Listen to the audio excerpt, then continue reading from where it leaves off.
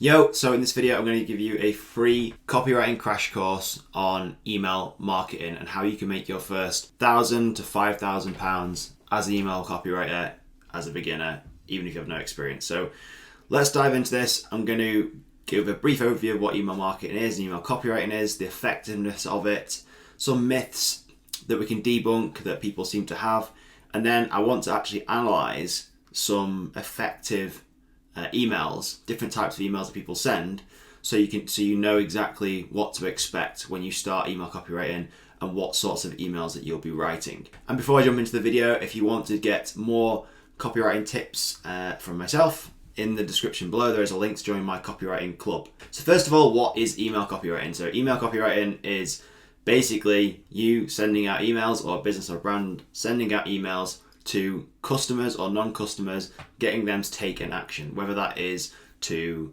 click a link, to visit a website, to buy a product, invest in a service, to book a call. Could be anything, but essentially what copywriting is, you're getting somebody to take an action or you're presenting an idea to them. That's as simple as copywriting is.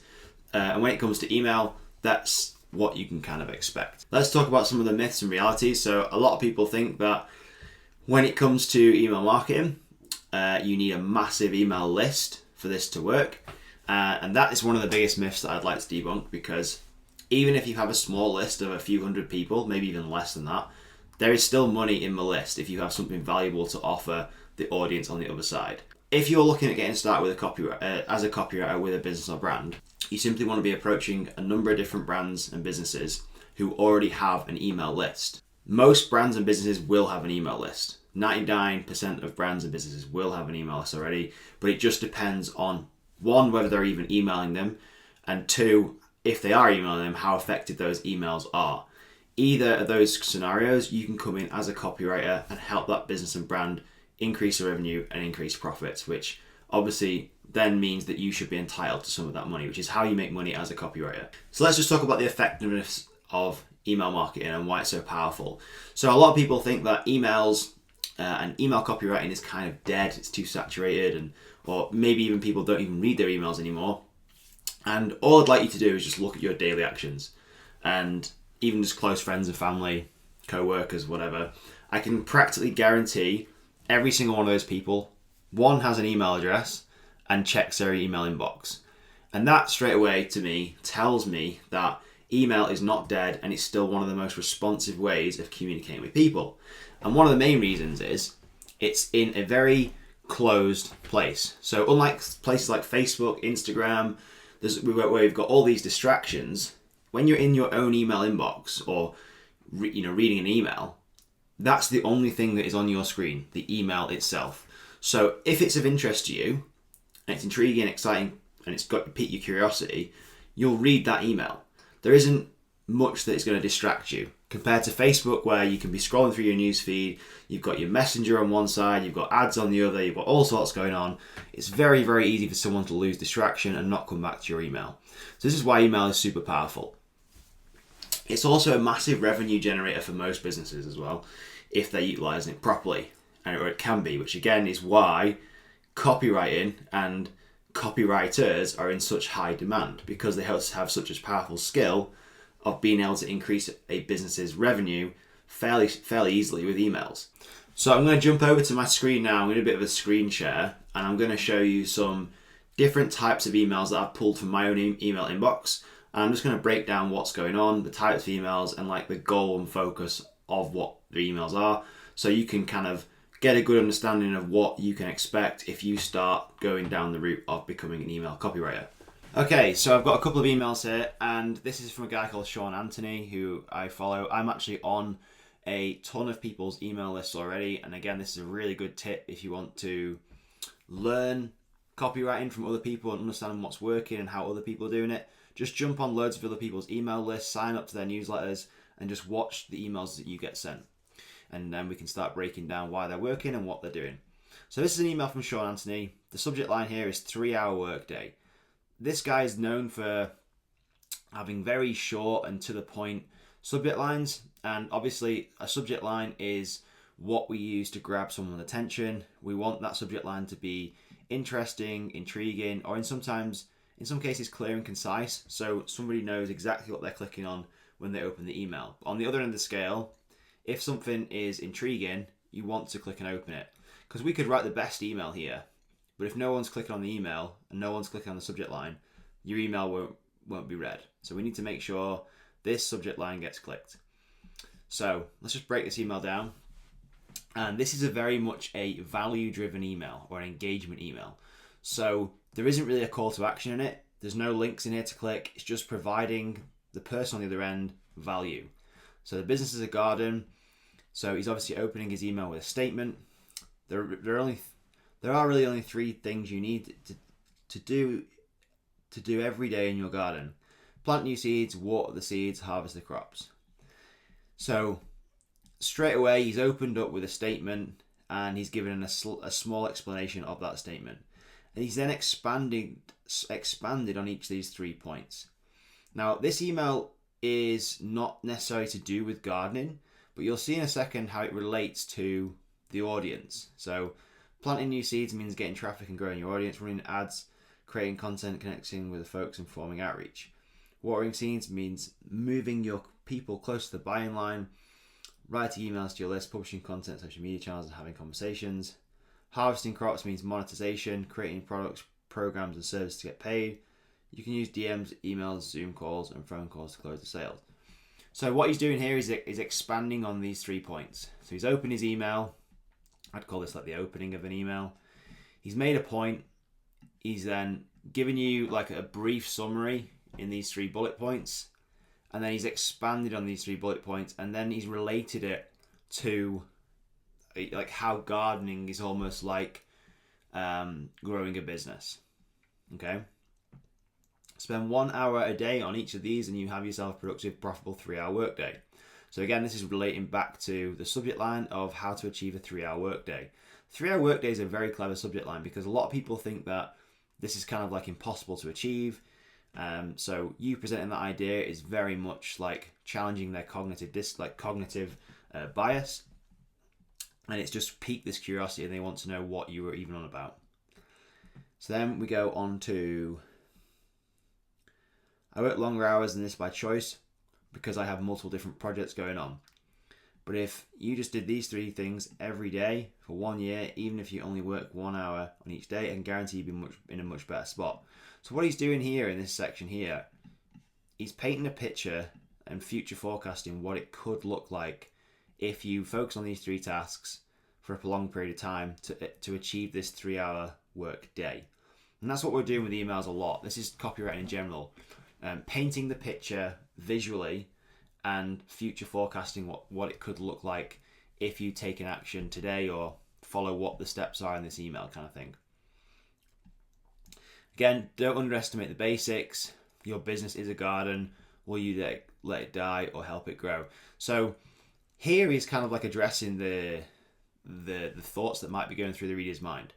The reader might be thinking, why is he relating a garden to a business? People may think this is too simple to actually work. A lot of people think that things to be successful have to be really complex when actually you just have to keep things really simple, and that is where the magic happens. Now, if you're good at what you do and you want to flourish in the garden for 3-hour workday, I'm looking to work one-to-one with a few folks to help them do that. Spots open for more people. Reach out and let's run it. Your compadre, Sean. So he is actually asking for a call to action here. So the call to action isn't to click a link, it's just to reply to this email, which is quite clever actually. It's kind of soft, it's kind of subtle. It's kind of just saying, look, I'm looking at doing this. If you're interested, just reach back out and we can talk more. It's not salesy, it's quite organic. It's kind of just like, here's what I'm up to. If you're interested and want to come on this train with me, here you go. And I kind of like this guy's emails for this respect. He's very much just like, this is what it is. This is what I'm doing. It's here if you would like it. It's not pushy, it's not salesy, which you may come across emails that are like that. So the next email I've got here for an example is completely different. You can see here, the subject line is breaking, Biden humiliated by a new Russia video. Dear Patriotic American. Now this email, before I just jump into it, is very clever. And as you read it, what they call it in copywriting is like a greased up slide or a slippery slide. So when you think about copywriting, all your goal is to get somebody to read the next line. So when somebody reads this, you want them to read the second line. And then once they read the second line, you want the third line, and so on and so forth. So I think they call this greasing the slide or greasing the groove, or there's probably all sorts of different explanations for it. But essentially, you want to write your copy in a way that encourages people to read the next line. And there is an art in this as well as a science. So let's just read this and you'll see exactly what I mean. Dear Patriotic American, while liberals are going bananas over police videos, they're praying you don't see this humiliating Biden video. Because Calamity Joe has now put far more American lives at risk. So this straight away is so intriguing. You're like, what humiliating Biden video?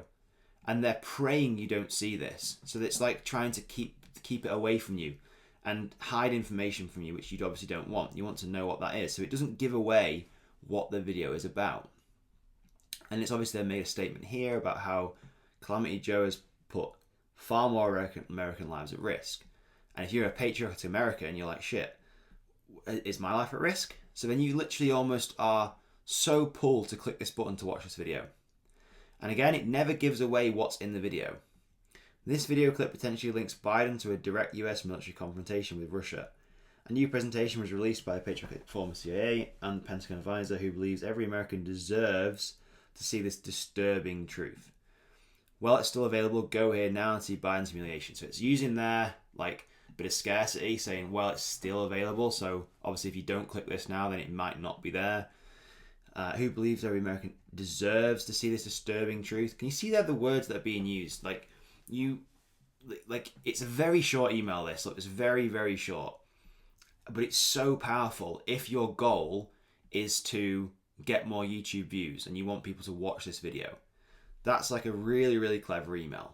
Okay, so the next email is the first email of part of a welcome series of emails. So if you join somebody's newsletter or you subscribe to somebody's email list, you'll probably be sent a number of automated emails that welcome you into this email list and give you some extra resources. So I joined this email list here called Wiz Ecom. It's all about growing your personal brand online. And I actually haven't read this email yet, but I just signed up just to show you guys what actually would happen. So I got this email instantly, and it's essentially welcoming me to the thing I've opted in for. So I actually opted in for a bunch of resources to grow my personal brand, and obviously it's welcoming me here. It's using my first name because I put my first name in when I opted in, which just makes the email a little bit more personalized, which is cool. We're glad to have you on board with us. First things first, thanks for signing up. Here's the resource page that I wanted. So I click that and it'll probably take me through the thing that it took me through to a page with all the video resources I signed up for. Then it introduces the people who are behind Wiz Ecom, I guess, and probably a little bit about their backstory, which kind of sells me on the idea of why I've opted into this thing, which is really cool. Builds trust, builds respect, builds authority. And then, thanks for putting your trust in us. Develop peak authority with your online presence. We'll see you tomorrow. So he's then creating some expectation that, oh, this guy is going to be emailing me tomorrow as well. P.S. Treat us like your therapist. You tell us your problems and we'll do our best to make them disappear. And then you want to book a free call. So obviously he probably has some other thing he's pitching here, whether it's a mastermind or a product or something. You can book a call to speak with their team here. Again, really subtle, nothing too salesy or pushy. It's just, look, this is what we've got. Here it is if you want it. So I think that's really powerful. So that right there is an example of 3 or 4 different types of emails and campaigns that you could be expected to write as an email copywriter. It depends who you are writing for and in what niche, but those essentially are the main types of emails that you would be expected to write as an email copywriter. And as you can see, they're very personalized, very concise, very simple. Like, I can probably knock out a single email in 15 or 20 minutes. It doesn't take me very long to write an email.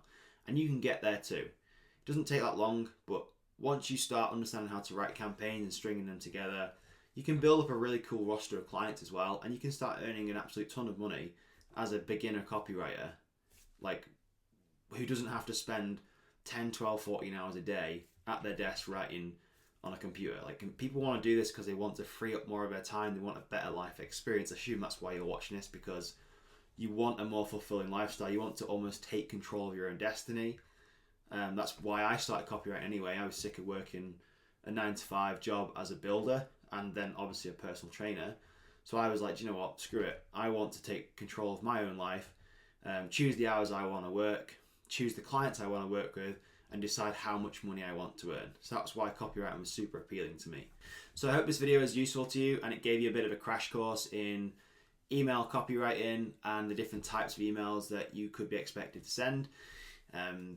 If you go below in the link description below, there is a link to join my copywriting club where I'll be sharing more tips and blueprints and tutorials on how to get started as a copywriter, as a beginner copywriter. Probably will be doing most of my tutorials and trainings on email copywriting because that's what my bread and butter was, and that's what I think the best ROI is for anyone looking to get started with copywriting in 2024 and beyond. So I hope this is useful. Drop your questions in the comments below and I'll get back to you and I'll reply with a video or a response.